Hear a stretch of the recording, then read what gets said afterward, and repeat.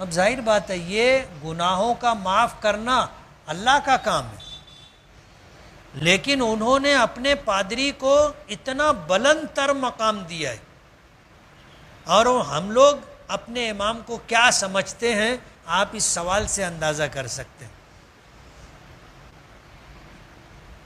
بہت ساری بات بولنے کی ہے، لیکن آپ یہ سمجھ لیجئے کہ امامت مقام نبوت ہے،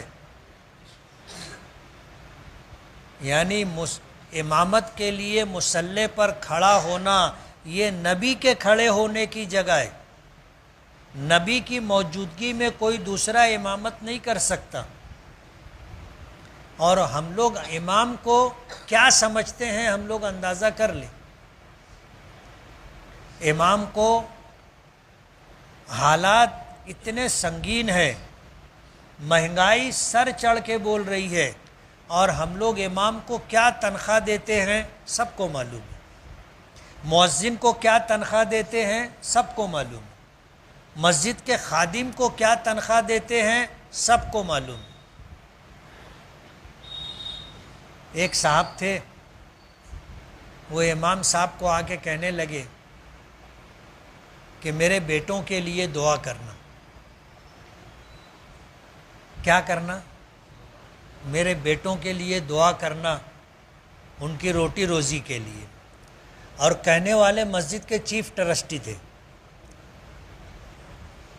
کیا تھے؟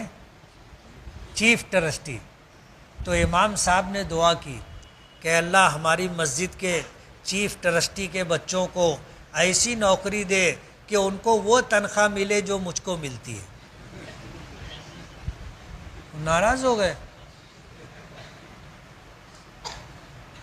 ناراض ہو گئے اور بہت ناراض ہوئے، بولے تم میرے بچوں کے لیے ان کی زندگی برباد کرنے کی دعا کر رہے ہیں۔ بولے اس میں کیا ہو گیا؟ تم مسجد کے چیف ٹرسٹی ہو، جو تنخواہ تم مجھے دیتے ہو، تو ظاہر بات ہے تمہارے لیے وہی تنخواہ جو ہے دینا تم کو اچھا لگتا ہے، تو میں نے تمہارے بچوں کے لیے بھی وہ دعا کی۔ آج اگر مالیگاؤں میں امام لوگ یہ دعا کرنے لگے تو مسجد کے ٹرسٹی لوگ ہاتھ دھو کے پیچھا اٹھا لیں گے، سمجھ رہے ہو؟ اور یہ بات میں اس لیے کہہ رہا ہوں کہ مسجد کے ذمہ داران تو جو تنخواہ دیتے ہیں، مصلیوں میں سے کوئی بھی مسجد کے امام مؤذن کو کبھی ہدیہ نہیں دیتا۔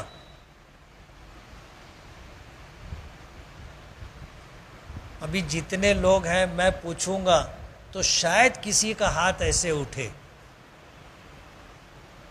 سمجھ رہے ہو؟ کوئی مسجد کے امام کو ہدیہ نہیں دیتا،